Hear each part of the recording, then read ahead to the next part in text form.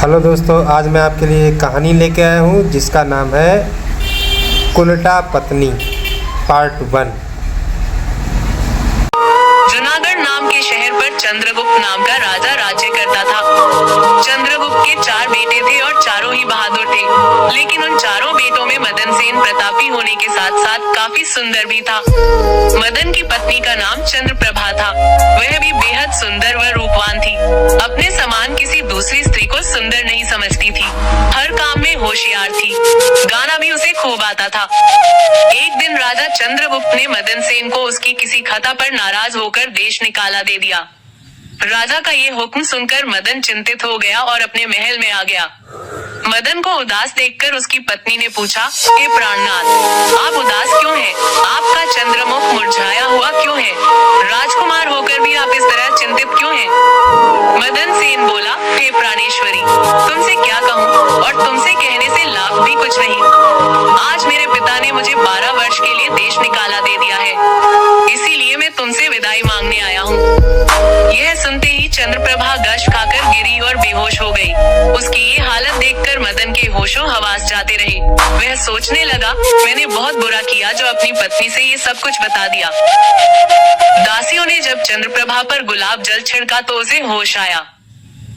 होश में आकर चंद्रप्रभा ने मदन सेन से कहा, हे प्राणेश्वर, आप मुझ दासी को छोड़कर परदेश चले जाएंगे तो मैं आपके बिन कैसे जी पाऊंगी? मैं भी आपके साथ ही चलूंगी।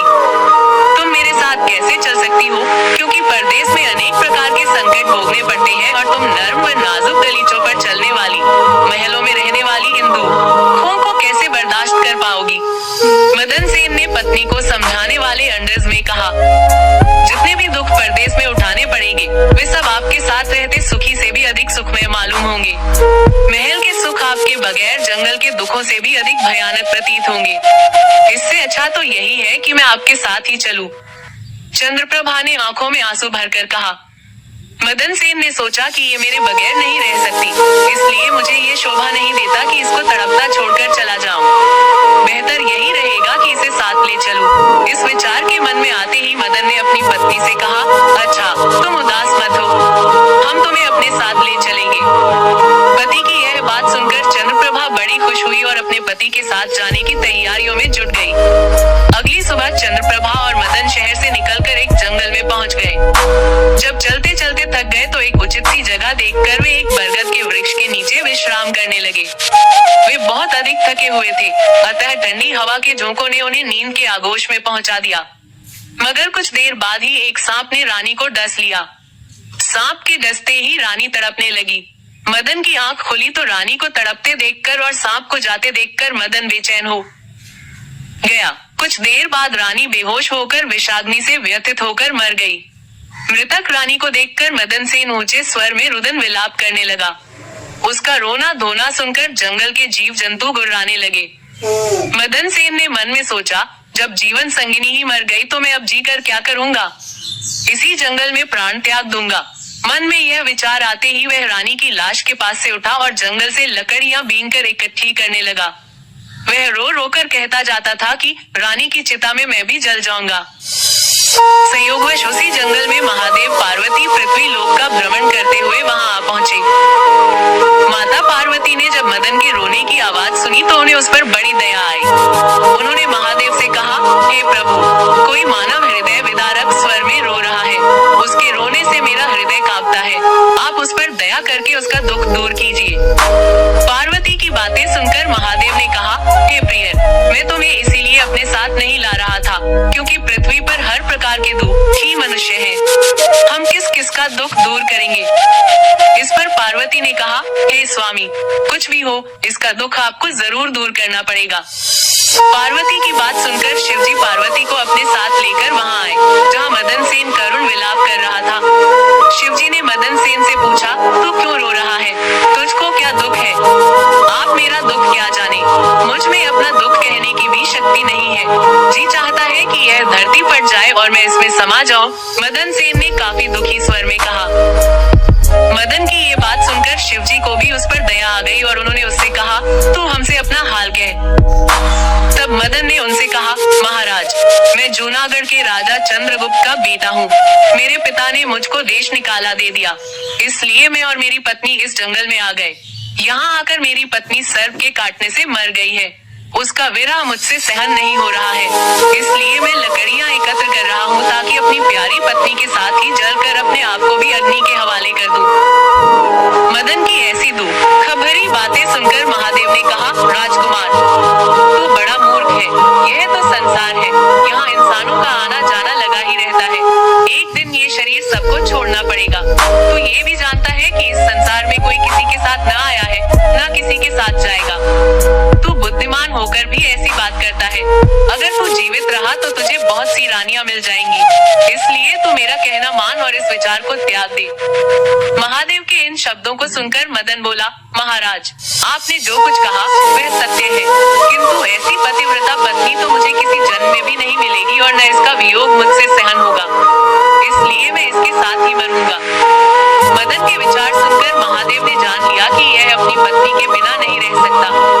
तब वे मदन से बोले, राजकुमार, तेरी पत्नी के जीवित होने का एक उपाय है। इस रानी की आयु 20 वर्ष थी, सो इसने भोग ली। तेरी उम्र 70 वर्ष की है, जिसमें से 30 वर्ष बीत चुके हैं। तेरी उम्र में 40 वर्ष अभी और बाकी है। यदि तुम अपनी आयु का आधा भाग अपनी रानी को दे दो तो तुम दोनों की आयु बराबर हो जाएगी। यदि यह बात तुम्हें स्वीकार है तो रानी अभी जीवित हो जाएगी। महादेव की बात सुनकर मदन ने कहा, मुझे स्वीकार है प्रभु, स्वीकार है। अब महादेव ने मदन के हाथ में पानी देकर उससे 20 वर्ष आयु देने का संकल्प लिया और रानी के हाथ पैरों पर पानी डालने से पूर्व मदन से कहा, इसमें एक रहस्य की बात और है। जब तुम्हें रानी की आवश्यकता न हो तो यह संकल्प वापस भी ले सकते हो। जो ही संकल्प वापस लोगे, रानी मर जाएगी। परंतु सावधान, रानी से यह बात मत कहना, किसी समय यह बात तेरे काम आएगी। ऐसा कहकर रानी पर जल छिड़ककर महादेव पार्वती वहाँ से अंतर्धान हो गए। रानी उसी समय उठकर बैठ गई और बोली, प्रिय, आज तो मैं बहुत सोई, आपने मुझे जगाया क्यों नहीं? तुम थकी मांदी थी, इसी कारण मैंने तुम्हें नहीं जगाया। मदन ने सब बातें छिपाते हुए कहा। अब वे दोनों फिर आगे चल दिए।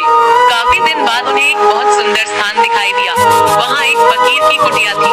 जब वे दोनों वहाँ पहुँचे तो उन्होंने देखा कि एक सुंदर नौजवान फकीर तकिया लगाए बैठा हुक्का पी रहा है। वह दोनों थके हारे थे ही फकीर के पास बैठ गए।